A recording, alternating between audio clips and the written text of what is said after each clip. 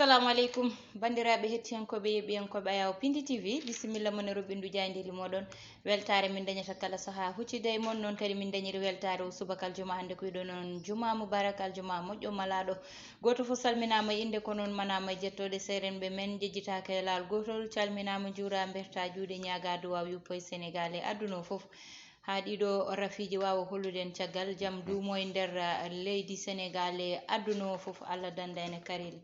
no subaka fo addande on ko ɓuuri tengtude e jayde libani mon debbo Aissata Ndiaye baba Moussa Niang baba no subaka waɗi yettude Allah julde rasulu sallallahu alaihi wasallam debbo mo dara halayɓe en jetti nene baba halifaɓe dine kono halifaɓe aada en jetti ben kala yiɓen koɓe Pindi TV tewteɓe nder bo leydi fa tabarakallahu en gari e dernier numéro de la semaine ganda ko rogere wattam walla mbiyen ñalawma cakkitiɗe e nder ndeɗo yontere holko o kewi walla mbiyen holko sifa kele mon gadane jande leydi Sénégal ko ɓuuri tengtude hande ko noon tigui Aissata Ndiaye ene wayno jaynenkoɓe leydi Sénégal ene tawi en fandu almudo kono de ɓe garti e ɗum ko wiyete duuɓi sappo ɗe ganduɗa tigui hoore lendi président Macky Sall waɗi ɗum e gardigu leydi Sénégal 2012 2022 25 mars 2012 25 mars 2022 ko wona ɗum ko kamɓe jaynenkoɓe leydi Sénégal ɓe garti ngal ɗon potital leydi men Sénégal ene Égypte to te stade international mo Kairé kikiɗani ɗo noon tigui yo Allah rokku Sénégal folde jayni gendire uddisidama ko noon tigui Le Soleil ɓe garti oɗon évolution ganduɗa ko ARMP autorité de régulation des marchés publics wattaɗo tigui ARCOP walla mbiyen mo ganduɗa ko gueɗe mum mbatta e ARCOP ene wayno on wiide Sayer Niang directeur général mo ARMP holko jogori waylade kan tigui woni tawtake nder helle jeetat ndeɗon jayde Le Soleil ko wona ɗum ko Aissata Ndiaye hanki wonno ñalawma ganduɗa tigui haɓade ko tuberculose journée mondiale de lutte contre la tuberculose ene wayno on ɓe ganduɗa ɗi ngoɗon gomo tammini ɗum ko pulaar wiyata ɗoyru ɓe garti no hannir ni ɓe wi koye nder hitande ɓennude 2021 guila tolno sappo e tato ujunere pawɗi temedde jeenayyi ɗiɗo ko ganduɗa ko innamaɗen keeɓi tigui ganduɗa ko fiɗede oɗon brosse tuberculose kono de ganduɗa ko temedde nayyo e capanɗe joyyi ɗiɗo kañumen kala mba sipitali mon taw foof de yoɓi ɗumen ko ɗon tuberculose noon tigui Moussa Niang keddoto seeɗa e rafi tuberculose o saabu on ɓe gandani gonda en hande ha mbasa fittali mumen tawa andaka tawa ni nawama hôpital e ko way noon tuberculose Moussa Niang so neɗɗo wondi hen ɓandu mum wulat dojƴat so yeehi noon ha kikiɗe yonti ɓandu ndu wulat jaw jangue wonay signude ko ɓuuri en hewde noon aɗa andi so neɗɗo waɗi noon tan addete ko cuura e seyɗane ure wiye ko hendu wone mum walla neɗɗo ne doƴƴa yaaha wiye ko hendu wonde e muɗum yo watte hakkille tawa neɗɗo o so kikiɗe yonti tan wonta koye signude jangui e jangol ganduɗa tawa ɓandu mum wulat jaw jaw jaw yo yimɓe goppu hen hakkille so yi neɗɗo ina doƴƴa so kikiɗe yonti wonay signude ciñugol ganduɗa ina muusi signa ha leeso leli ngoni saaha wonta koye dillude Moussa Niang ɓandu ndu wuula wadda hen doƴƴo ganda ko doƴƴo musgo wonata jeehe hôpital te so jeehi hôpital onone koyemon mbaɗi exigé mbiyon yo waɗane ɗum ko ganda kañum woni test tuberculose o walla o waɗane radio ɗum ɗon yiyata yo yimɓeɓe mbattu hen haqqillaji saabu hewɓe ne gonda hen ha mbasa pittali mumen tawa andetake ko tuberculose wondi Moussa Niang te aussi traitement mum ko gratuit traitement mum ko gratuit ko 6 mois so neɗɗo waɗi traité hankkadi 3 mois 2 mois wawata rabde neɗɗo o kono kadi so yeehi ha ganduɗa yete 6 mois o rewi traitement mum ne muusi noon kono yo rew traitement mum so 6 mois o gasi tan tawata ko rafi o ummima e ɓandu muɗum gasi kono neɗɗo hoto wat kadi traité ha hakkude arita walla doƴƴo usto arita woppa saabu so rafi o arti kadi wonta ko rafi mo ganduɗa goho wawata safrede walla sene safre muusat anani ɗiɗi mo raaɓi foof heɓata ko doƴƴo mo ganduɗa woni tuberculose ɓurɗo musde o yo yimɓe goppu hen haqqillaji no fewi jayde vox populi rewi hen vox populi ɓe garti ɗiɗon duuɓi sappo ɗi ganduɗa tigui ko Macky Sall waɗi e gardigu leydi Sénégal Aissata Ndiaye ɓe mbi ko 10 ans pouvoir querelle opposition majorité ene wayno ganduɗa ko gonka makko e gardigu leydi Sénégal opposant ji ganduɗa tigui mbi ko en noir le bilan du chef de l' état ganduɗa kay ɗiɗon duuɓi sappo ɓe jonnani ɗum walla mbiyen duuɓi sappo ɗi ganduɗa ɓe mbi ko leydi Sénégal wuuri souffrance 10 ans de trahison de peuple ɗiɗon duuɓi sappo foof ko jaam fofade ɓesgu Sénégal e wiide jeynenkoɓe vox populi les souteneurs parlent de réalisations exceptionnelles constitutionnel ɓe mbi ko Macky Sall ko wodɗo e nder leydi Sénégal no woyliri mbaadi Sénégal ni ala tigi hoore leydi baddum kono kamɓe kala ganda ko moni fof addi hen yiyande Mouma Aissata Ndiaye ko wayno Moussa Sarr en Sirine Assane Kane mo FDS Pape Sarr mo LD Debout wonde Ousmane Faye mo Watou Bougane Gueye Dany en moni kala haali no yiiri ɗiɗon duuɓi sappo président Macky Sall e garde o leydi Sénégal jeyde quotidien le quotidien ko noon tigi ɓe garti ko on gorko biteɗo Yankoba Diatra ene wayno noon ndeɗo inde sonama ene rutine oɗon Idrissa Seck ene wayno noon oɗo gorko Yankoba Diatra mo ganduɗa tigi ɓe garte makko no hannit ni e wiide nde Idrissa Seck ko waɗi mo jappe to Thiès ngam kay oɗon reconquête ngam heftude Thiès no hannit ni wayno noon Idrissa Seck fiɓani yadude ndeɗon walde yadude tigi Yankoba Diatra on mo ɓe ɓooyi hoolade mo ɓooyi hormade kono ko wona ɗum noon tigi ɓe garti ganduɗa tigi ɗiɗon magistrat leydi Sénégal ɓe mbi ko désormais les magistrats désormais notés évaluation de leur performance goto kala Aissata Ndiaye no wawi darade walla men darde wawi darade ma tigi windane e kala nde lewru may walla hitande may windede oɗo magistrat ko ɗum no tigi noté quoi ayde jeyde las ɓe garti tigi ko yiya ɗiɗon juge ji walla mbiyana magistrat ji désormais kamɓe kala koɓe watteɓe noté gestion carrière magistrat ɗo e nder leydi Sénégal ɓe garti hen no hanniti ko wona ɗum noon kay ɓe garti oɗon fannu goɗo contrôle judiciaire pawnoɗo dow hoore maire mo Ziguinchor Ousmane Sonko ene wayno caggal do lebbi sappo yaade momo signini Aissata Ndiaye Sonko wi ko wonta signinoya ene wayno de ɗum saabi contrôle judiciaire mais levé o ittaka no hannit ni ɗum saabi tigi ganda ko ɓen hujjikinantoɓe mo mbi ko Ousmane Sonko ya signinoy sa yiɗi tigi hebde on main levé et on contrôle judiciaire jeyde les échos arte makko sa demande de main levée rejetée par le doyen des juges Sonko victime de son refus d'aller signer e wiide ɓeɗon jeynenkoɓe les échos avocat makko noon tentini wiide Ousmane Sonko ya signinoy kala e lewru jokku e signinoyde hamin mbaɗa peeje feccorde gam kay audition ma waɗe ko yawi ko yaaci kono ɗum ko ɓe hello mabɓe ne eɓa ha jooɓe ɓe gaari oɗon fannu coftal balɗi Égypte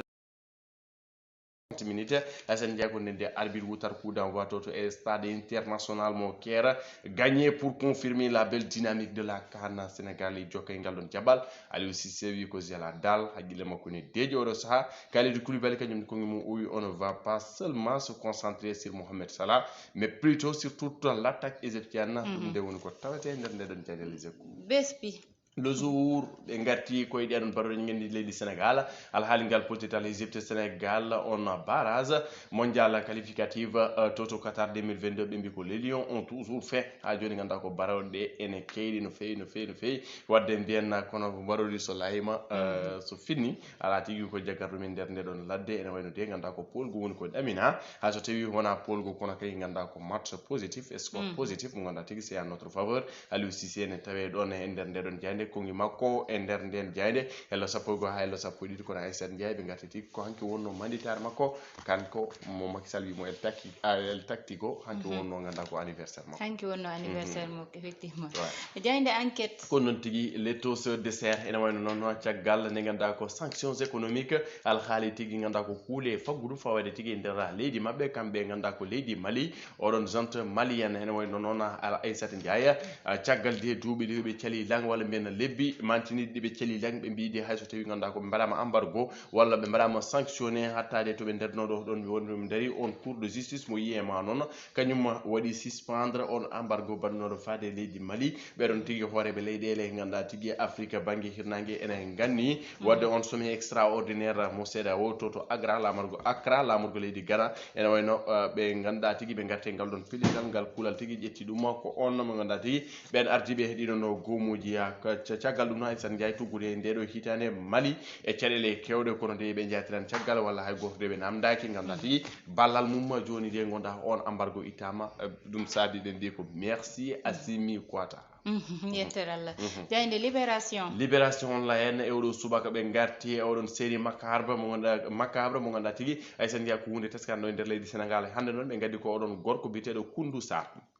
jaaro e duuɓi capanɗe jeeɗiɗi mo ganduɗa tigui tawake ɓoggol ine e dande walla mbiyen ko jargaɗo walla mbiyen ko bartiɗo foof de nanɗon ene wayno ko gorko mo ganduɗa tigui desɗo ene jogui sukaɓe nayo koye alarba ganduɗa tigui heccanki jamma o tawa tigui e lekki ɓoggol ine e dande nder oɗon commune mo Kédougou e wiide noon ɓeɗon jeynen koɓe libération Aissata Ndiaye tuggude mayirɗe lewru février ñanden faade tigui ñallagal hande sappo teskama ene jalti aduna taw kañumen kala ko wartiɓe ɗum woni ko tawte nder nde ɗon jeyde ganduɗa tigi ko libération jeyde coftal balle stade uddardamal no kewɗa wiide kala subaka ɓe garti tigi ko ngal ɗon pottital franchir l'obstacle du Caire gam kay heɓanade ngal ɗon pottital to stade Maître Abdoulaye Wade. Rendez-vous avec les pharaons d'Égypte ce soir à partir de 19h30 minutes. Aïssata Ndiaye ko nen woni ngal pottital sabba Kalidou Koulibaly où je connais bien Mohamed Salah mbaɗa andi mo no fewi no fewi wadde mbiyen Koulibaly jaggan min Mohamed Salah. Aïssata Ndiaye ɓe gandodiri en tout cas saña tawde kamɓe gondi e koye mabɓe ɗum noon en batta sona arde hello wongo ngo noon Baba Moussa ko tan nadde ina anda hande woni 25 mars noon heewi événement ji sabani anda ko nden gardiɗo leydi ndi ƴetti leydi ndi kono kadi Moussa Nia ko ɗum kadi woni anniversaire mo ganduɗa woni Serigne Babacar Sy toon to Tivaoune ne waɗi ziyare général mawɗo mo ganduɗa hitande foof ina waɗi organisé wayri no dañde noon saabi ɗum ko coronavirus o guila fuɗɗi ha joni no gammu o haɗirani e dente goɗɗe ko noon kadi kay ziyare général o nattirno dañde kono hande toon to ganduɗa woni diwan mo Tivaoune yimɓe hewɓe nani payani toon Moussa Nia gam tan waɗoyde ziyare oɗon gorko keptinaɗo e diine keptinaɗo e l'islam daraninoɗo diine kono daraniɗo ha joni diine e l'islam saabu konguɗi makko nani heddiɗo Moussa Nia baɗe makko ne keddiɗo kono kadi peeje makko ina keddi ha joni ɗo goto fo ina yete wadde goto fo ina yiya hen hoore muɗum Moussa Nia ko ɗon tigui ko 25 mars 1957 ko nden tigi woni ko wayni Sénégal fa tabarakallahu ene wayno ganda ko halifa ndeɗon inde ala tigi joguiɗo ɗon titre sowona kanko Aïssata Ndiaye jomiraɗo wanninamo saabu ndi ganda ko gandal so fadi duuɓi jangguini ronoɓe gandal so fadi ganda ko arsugo jangguini ronoɓe c'est à l'âge de 35 ans ko heeɓi ganda koy ko oɗon halifa e ganda koye juuɗe mawɗo ganda kay jattugol mawɗo 1922 hebde mo gonda koy ko halifagal o jowɗo tine ganda tigui wadde ɗiɗon dayreje par ce que nani dayra ɗo e nder Sénégal fuɗɗi koye Serigne Babacar Sy Aïssata Ndiaye mo juwi gueji yolo mo tawi ɗum yana ɗum ko an wiyata aram lo Coumba Thiam bon voilà parce que aram lo mam Coumba Thiam bugguma penda Fatim penda aram lo mam Coumba Thiam hamin gandi yidema Serigne Babacar Sy parce que Serigne Babacar Sy so haalama rek bon holto ƴettudama holto wonema nde won noon wi ko mo wona iman billahi deggue wa yiddemo fa tabarakallah e ɗon kadi seɗen kaala yidɓe makko ne ciftarta Halimata Dia aussi ko talibé Serigne Babacar Sy jettuɗo debbo mo jaare jammuɗo en calminimo no fewi en mbi enen kala yo Allah tassinen barke mabɓe ya barke salatul fatiha nde won noon ko wi gurdamam e maydam fof woni moon par ce que so wonano hersude mawɗo so neɗɗo noddi kam e formé jaabo ɗum fa tabarakallah noon wino tigui so wonano hersude babam komi noddama e photo mi nototo Moussa Nia ɗum ɗon no mbiɗani on woni bugguma penda Fatim penda har yallah boppu coor on woni Serigne Babacar Sy joom bone mo ganduɗa woni bone kaare mo ummotano koye hoore makko kono kadi woni mo ganduɗa Moussa Nia neɗɗo kettinaɗo neɗɗo mo ganduɗa ko mantiniɗo kono neɗɗo mo ganduɗa ha joni ene wuura e nder ɓerde sukaɓeɓe ene wiyete sukaɓe jibinaɓe e caggal mbayi kono noon sa ƴeewi kamɓe fo ɓerde mabɓe sa udditi ɗum tawata hen ko Mbaye Sy woni Serigne Babacar Sy ɗum ɗon noon ko wiyete tan Seydi Sy ha joni baɗe makko nani keddiɗo ko ganduɗa ete ko kañum woni haare makko e diine l'islam woni tan yo diine o yaaru yeeso woni ko ganduɗa kañum woni l'islam yo yaaru yeeso kono ko ganduɗa kañum woni ko ganduɗa kañum woni wirdu Cheikhu Tidiane kañum ne yo yaaru yeeso saabu Moussa Nia ina anda almuɗo Cheikhu Tidiane koɓe ganduɗa Moussa Nia ene woni yimɓe ɓe ganda hande jombini koye mumen wasde julde jombini koye mumen Moussa Nia wasde horde kono jombini koye mumen haalde ko wodani walla haalde ko ganduɗa ardinani hen Allah e nelaɗo o sallllahu alayhi wa sallam saabu noon ko ɗum min jangguina ko ɗum taniraɓe amen jangguina men guilay Cheikh Oumar Foutiyou Tall ko ɗum ɗon foof koko ganduɗa eten nani enen ɓe ganduɗa eɗen nanguiri koye amen hande ken koye ɓesgu Cheikhu Tidiane jeeyeɗen Moussa Nia ɗum ɗon noon koko ganduɗa hande ina mawnine toon to diwan mo anda kañum woni Tivaoune ko noon tigui Aïssata Ndiaye fa tabarakallah aɗa andi no mbiɗa joni sa yiiɗimo tan ganda ko iman billahi heman binmam ni a wawi yide Serigne Babacar Sy gona neɗɗo mo gonda ko fewani walla gona neɗɗo bondo walla ganda ko jogoɗa ɓernde labani nde wonon kala ko dañño kala ko Allah argidi num orinde num ɓe ganda ko ɓesgu julɓe kala ha ganda ko 35 ans jomum heɓa hilifagal ganda tawi halifagal ardo joɗo e jappere ganda ko waɗa réorienté waɗa réorganisé tijania ganda ko tawani tan to mawɗo oppirnoɗo o jokkirɗon mais wodi ko ɓeydi hen gam kay apport positif e nder tijania par ce que sa naari no mbiɗa joni jibinaɓe caggal ganda ko mbayi ɓuuri yidde mbayi kadi nane nder ɓerde mabɓe récemment ganda tigi jiyamo feeñe nder école image o waɗi tourdi toile ganda koye nder école nder classe nder tableau Serigne Babacar Sy feeñi donc non cela ne va pas ɗum ɗon hollani walla ko hasard walla gueɗe bat noon et au passage je salue la dame de fer ganda koy ko wiyete ko madame Hafsatou Bal enen gandi kañum ne ganda ko guiɗo Serigne Babacar Sy jettiɗo debbo mo towga Dambayil man parce que kala vendredi walla kala jour aɗa waɗa réjouir wadde Serigne Babacar Sy statut makko donc ɓe mbiyat que le sourire c'est le reflet de l'âme quoi ko woni nder ɓendo ko kañum heewi feñde huno kañum heewi feñde mbaadi fatabar kala enen kala yo Allah ɗuwene barke makko ya barke amin ya rabbi noon kadi Fat Ndiaye way hen kankone Fat Ndiaye mo ganduɗa